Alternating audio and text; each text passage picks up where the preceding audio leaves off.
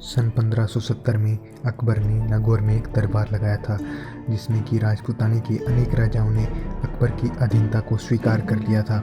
इसी में मारवाड़ का राव चंद्रसेन, महाराणा प्रताप और सिरोही का सुल्तान देवड़ा, ये 3 राजा थे जिन्होंने मुगलों की अधीनता स्वीकार नहीं की थी।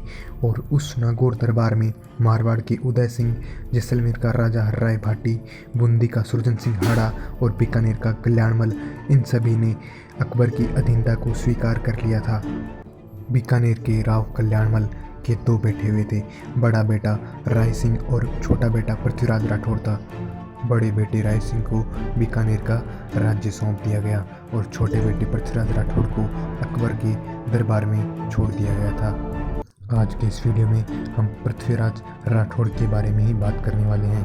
जी हाँ दोस्तों, कन्हैयालाल सेठिया जो कि राजस्थान के एक प्रसिद्ध इतिहासकार हुए हैं, उनकी रचना है पाथल और पीथल, जिसमें पाथल महाराणा प्रताप और पीथल पृथ्वीराज राठौड़ को बताया गया है।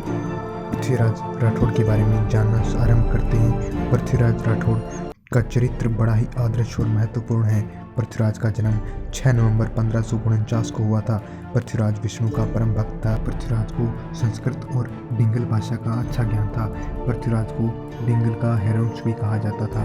डिंगल का हेरोंस पृथ्वीराज को इटली के टेसितोरी ने कहा था। अकबर के दरबार में पृथ्वीराज का अच्छा संबंध था। अकबर ने उन्हें गागरून की जागीर भी दी थी। गागरून दुर्ग में पृथ्वीराज राठौड़ ने डिंगल भाषा में 1580 में वेली किशन रुक्मणी रीवचनिका नामक ग्रंथ लिखा था। इस ग्रंथ को दुर्सा आढ़ा ने 5वां वेद व 19वां पुराण बोला था। पृथ्वीराज बड़े ही देश प्रेमी थे। अकबर के दरबार में रहने के बाद भी यह महाराणा प्रताप के प्रति सच्ची श्रद्धा रखते थे।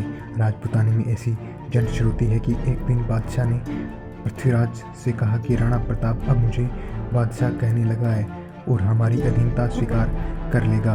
पृथ्वीराज को यह विश्वास नहीं हुआ और उन्होंने महाराणा प्रताप को एक पत्र लिखा, जिसमें लिखा कि पातल जो पत्सा बोले मुख ऊंता बैण, मिहर पछम दिसमा उगे का सब राग उत, पटकू मूर्छा पाण के पटकू निज तन करद, दीजिए लिख दीवान इन 2 महली बात एक। इस दोहे का अर्थ है कि महाराणा प्रताप अगर अकबर को बादशाह कहे तो सूर्य पश्चिम में उग जाए, अर्थात जैसे सूर्य का पश्चिम में उदय होना असंभव है, वैसे ही महाराणा प्रताप के मुख से बादशाह निकलना असंभव है।